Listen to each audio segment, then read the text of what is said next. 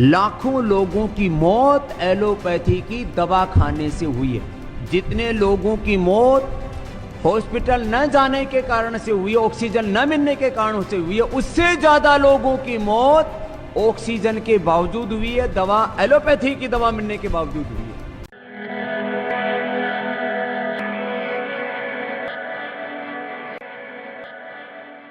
बाबा रामदेव और देश के डॉक्टरों के बीच एक बार फिर ठन गई है।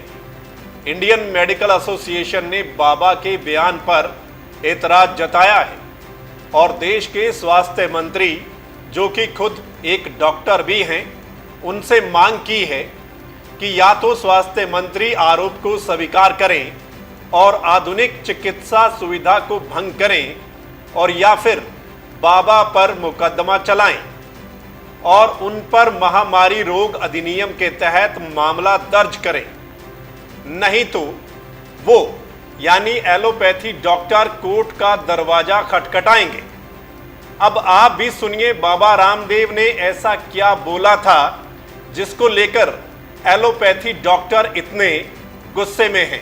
एलोपैथी एक ऐसी स्टूपिड और दिवालिया साइंस है कि पहले क्लोरोक्विन फेल हुई, फिर रेमडेसिविर फेल हो गई, फिर एंटीबायोटिक्स इनके फेल हो गए, फिर स्टेरॉइड इनके फेल हो गए, प्लाज्मा थेरापी के ऊपर भी कल बैन लग गया, और इवरमाक्टिन भी फेल हो गया, और जो है अभी एक बुखार के लिए क्या दे रहे हैं वो फेविफ्लू, वो भी फेल है। जितने भी दवाएं दे रहे हैं, फिर लोग कह रहे हैं तमाशा हो क्या रहा है। बुखार की दवाई उनकी कोई कोरोना के ऊपर काम नहीं कर रही, क्योंकि आप बॉडी का टेम्परेचर उतार देते हैं। टेम्परेचर जिस कारण से आ रहा है, उस वायरस को, उस इन्फ्लेमेशन को, उस बैक्टीरिया को, उस जो है अलग उस फंगस को, जो भी अलग अलग प्रकार के इन्फेक्शन से जिस कारण से बुखार हो रहा हो, उसका निवारण तुम्हारे पास में है नहीं, तो कैसे ठीक करोगे। इसलिए मैं बहुत बड़ी बात कह रहा हूं, हो सकता है इसके ऊपर कुछ लोग विवाद करें। लाखों लोगों की मौत एलोपैथी की दवा खाने से हुई है।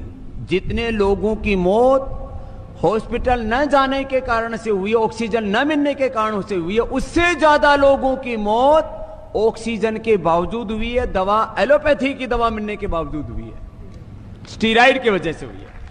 ये कोई ताली बजाने की बात नहीं है, वैसी बात बता रहा हूं। ये तो सुना आपने बाबा रामदेव क्या कह रहे हैं कि लाखों लोगों की मौत एलोपैथी की दवाई खाने से हुई है।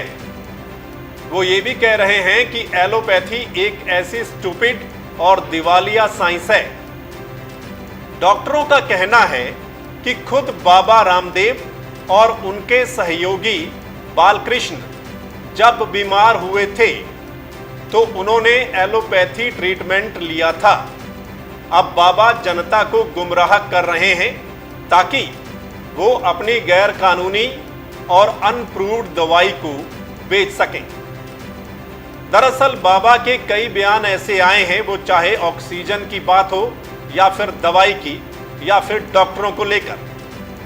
डॉक्टरों का कहना है कि वो बाबा की कड़ी निंदा करते हैं, जिन्होंने डॉक्टरों के खिलाफ अपमानजनक शब्दों का इस्तेमाल किया है और 1200 से ज्यादा डॉक्टरों के बलिदान को नकारा है।